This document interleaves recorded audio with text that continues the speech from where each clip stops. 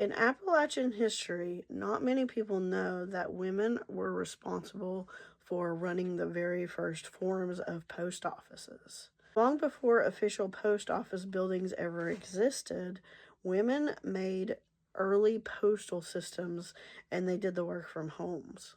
So, in a lot of isolated areas of Appalachia, formal post offices were rare and postal routes were really unreliable.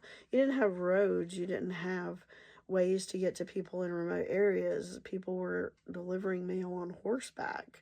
So, mail was very unreliable and it was a difficult thing to kind of deal with.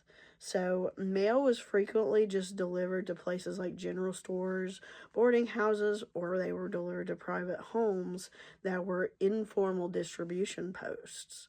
So, women were usually the ones who sorted letters, they remembered who was expecting packages, and they made sure that information reached the right people. This kind of work required a lot of trust and a lot of precision.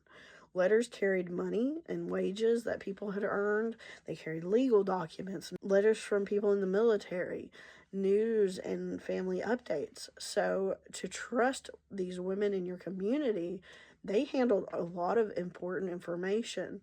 They had to handle money orders, and they had to be these reliable individuals in their community where missed mail had huge consequences.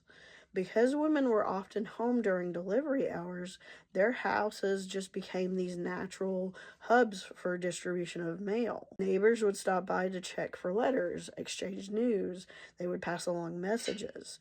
These spaces, they functioned as communication centers long before modern infrastructure ever existed. So as time went on and postal services expanded, you had the building of formal buildings and you had formal systems starting to be put into place that were professionalized. But in the early days, in the 1800s, early 1900s, this work was rarely acknowledged. Like, you don't really hear people talk about it very much these days. Official histories emphasize uniforms and signage and the formalized systems, but they don't talk about people's kitchens and their living rooms being the first postal hubs in the communities.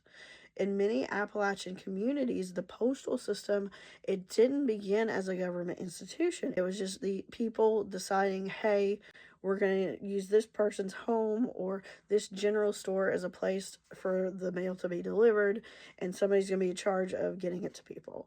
There were so many women in so many communities who made their homes the safe place where information could move and distribute.